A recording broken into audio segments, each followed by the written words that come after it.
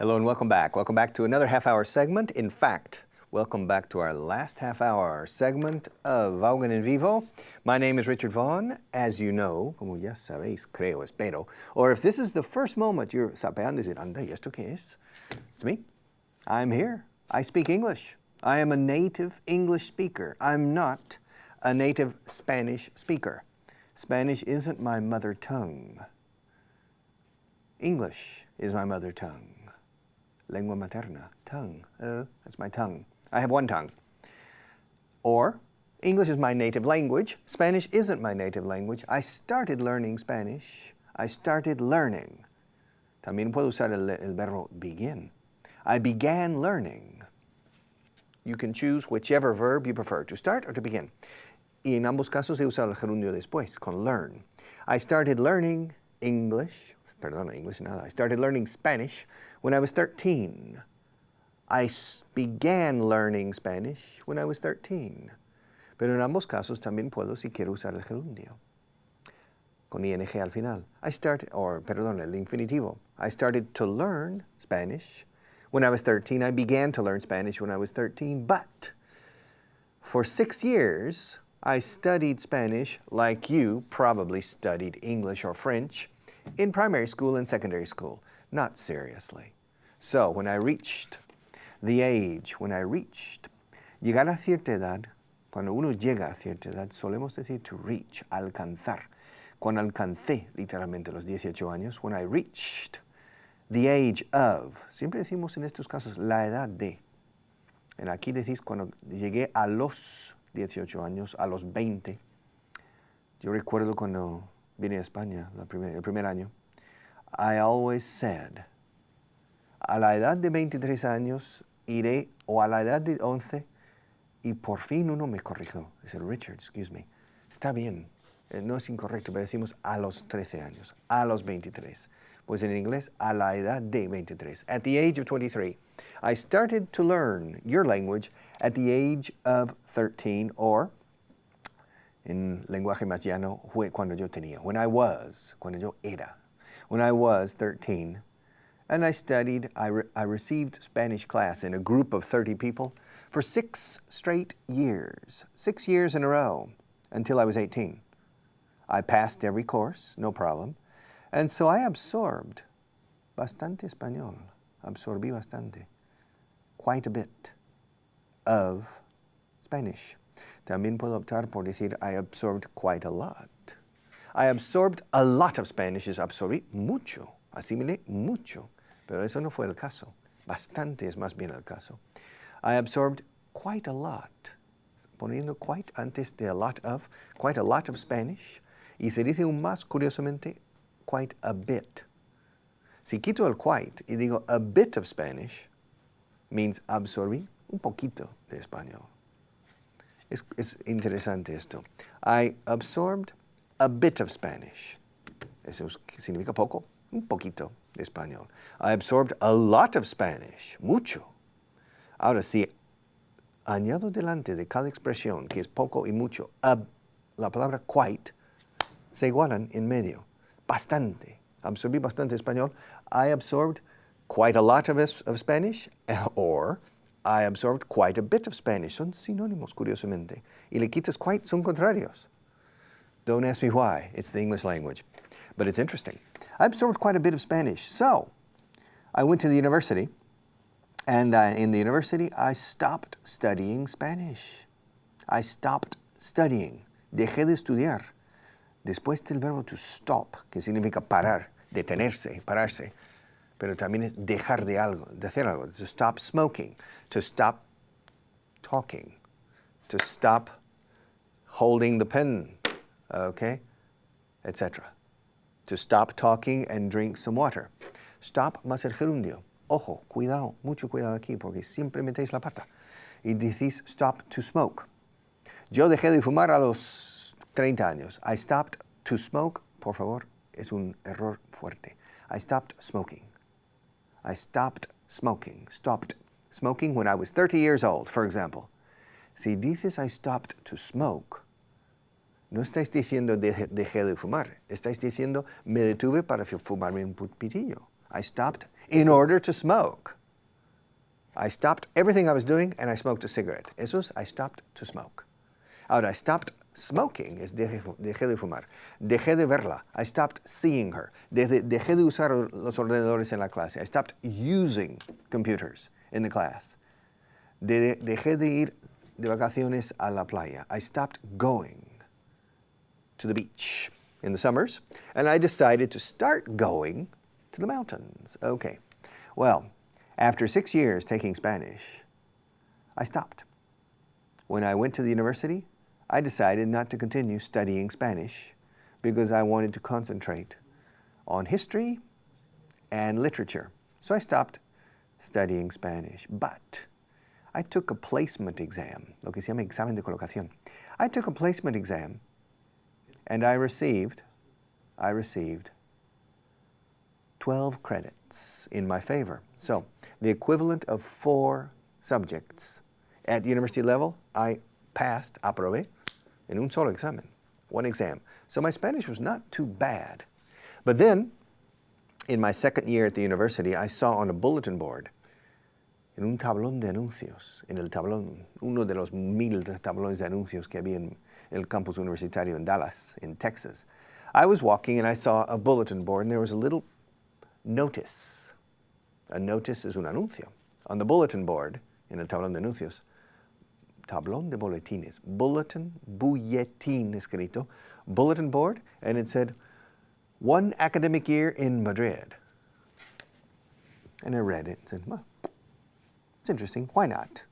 So I went to get more information, and I remember I sat down with a professor of Spanish in the Spanish department of this university, and I said, well, I want more information about the 1 academic year in Madrid. And he explained, and it sounded interesting. He also told me something I didn't know.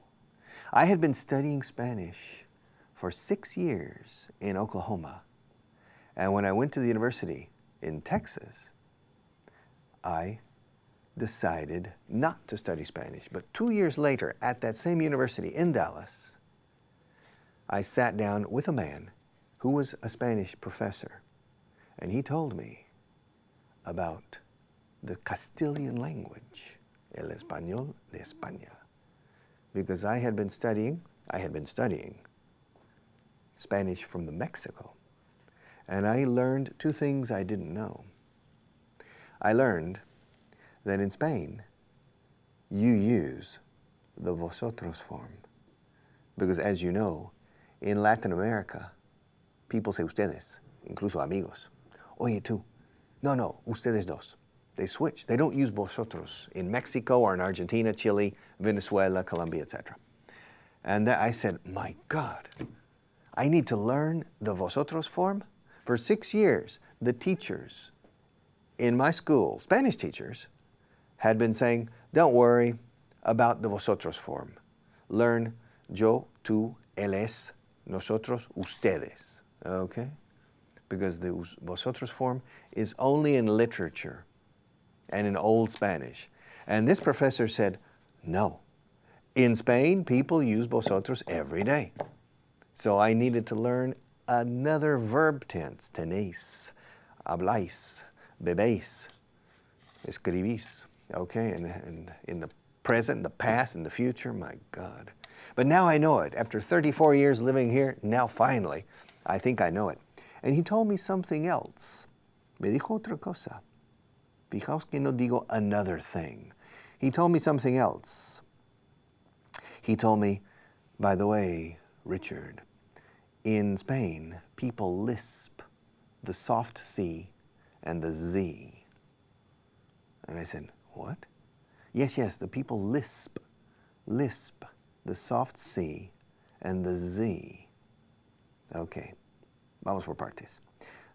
The soft C es la C, lo que llamamos en inglés C suave. La C, la letra C, the letter C has 2 pronunciations. Cat, como gato, cat, it's a hard C, como una K. Igual a que aquí, coche. Coche es una C. Sin embargo, también ciudad empieza por C. Eso es la C suave. La C dura es coche, K, como una K. So the teacher, this professor, por cierto, es professor. A teacher at the university level is not called a teacher. He or she is called a professor. Okay? At the secondary or primary, we say teacher. Higher education, higher, como más alto.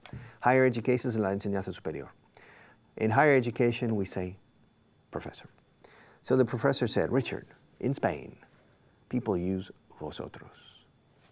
And they lisp the soft C and the Z. ¿Y qué es the Z? Z in American English is la theta.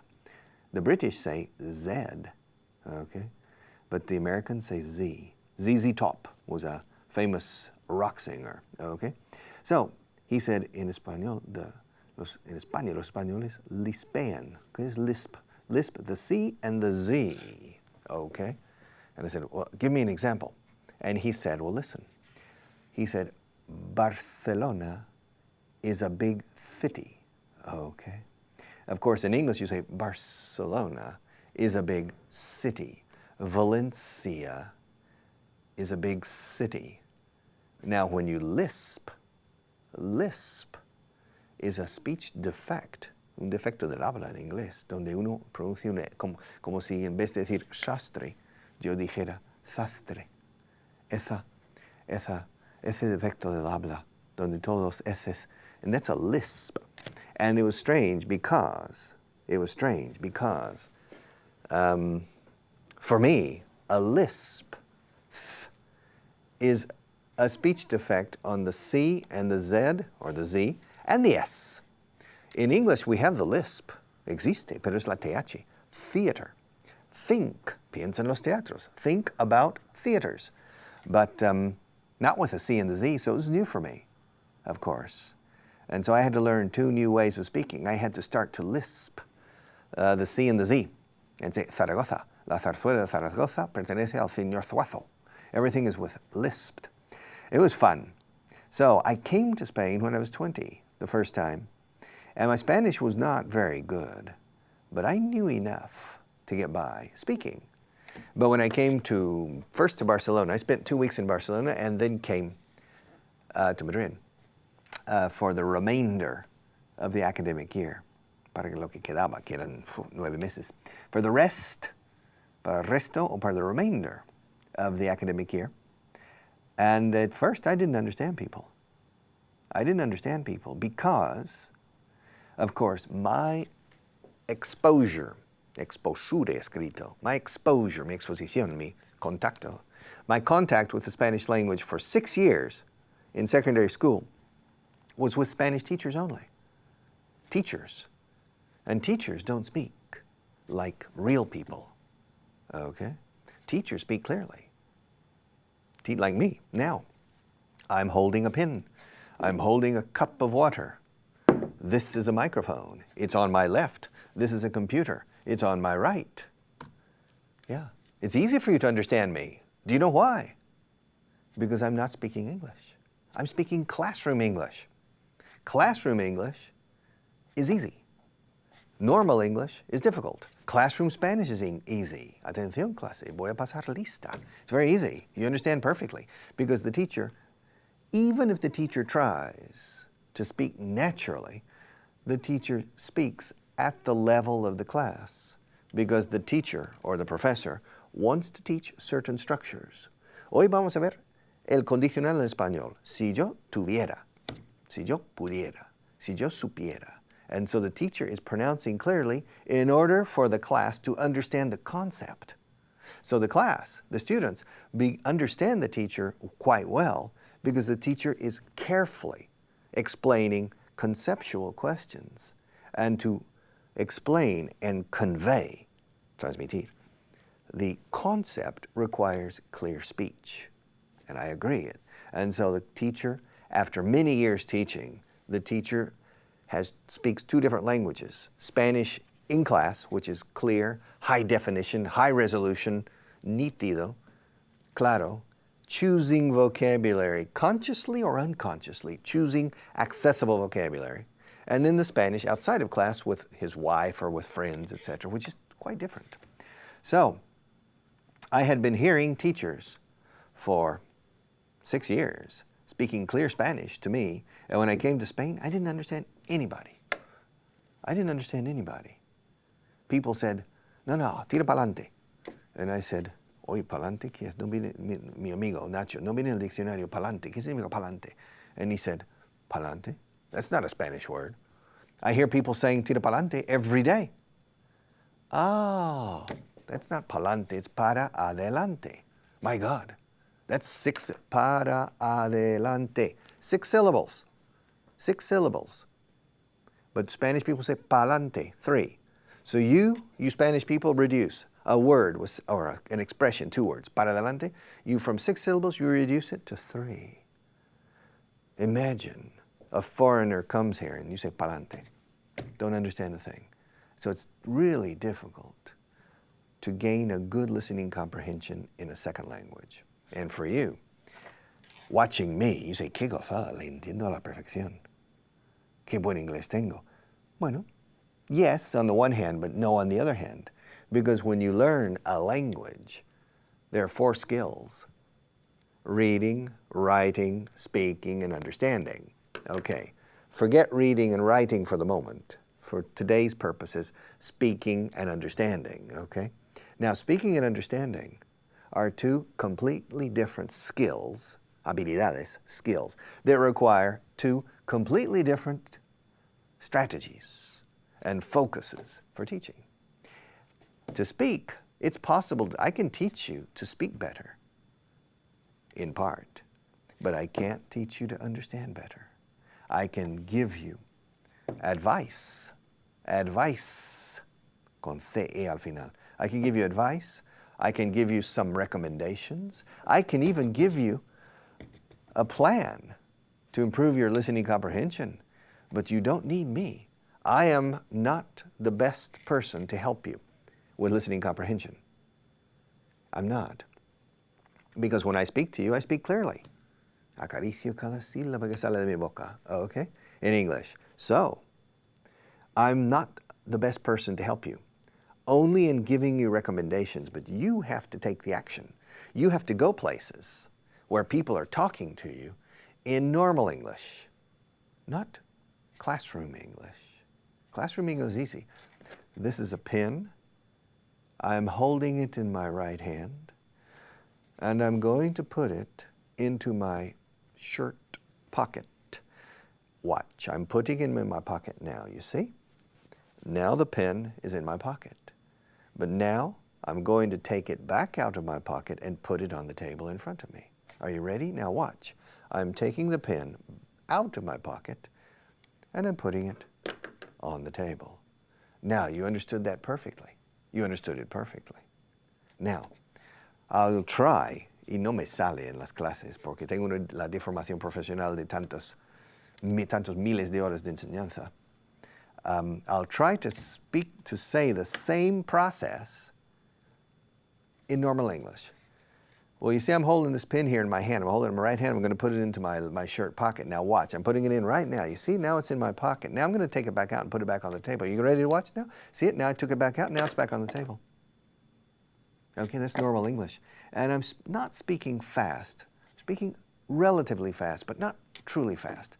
I'm just talking like a normal person who talks about putting pins in the pockets and putting them back on tables. Okay? You understand? Rubber band? Okay. So, remember, there are 2 skills when you're in active English, verbal English, speaking and listening, okay? Now, within speaking, there are 2 sub-skills, subhabilidades dentro de la habilidad que es hablar, expresarse oralmente delante de personas o delante de grupos. There are 2 basic skills. Number 1, confidence when speaking, confianza al hablar, confidence when speaking, not being afraid to express yourself, even if you make mistakes.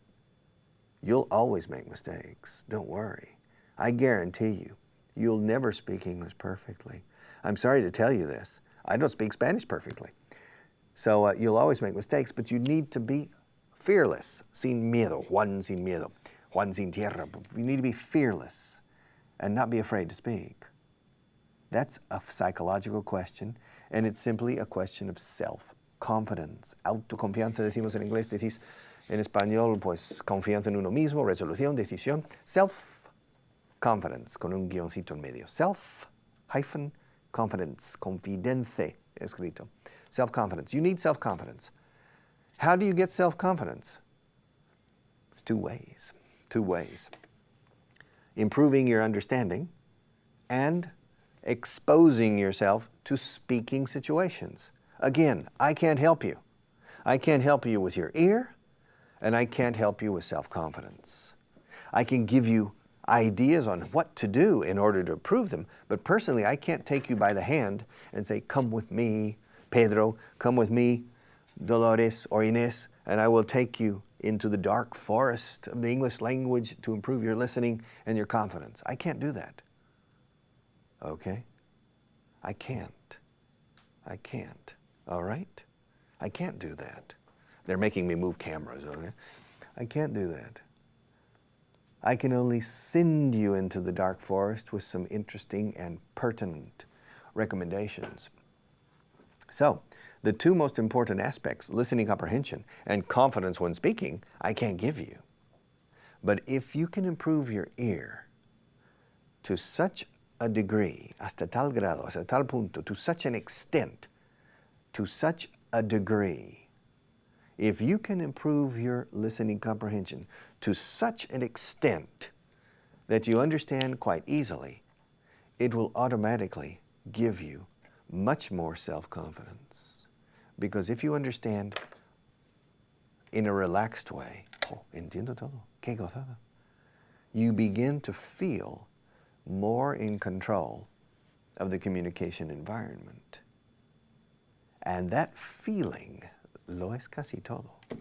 Puede que no sea verdad, pero la sensación que tienes que controlas el entorno. And so that has a positive impact on your speech. And you begin to speak with more confidence because you're understanding perfectly.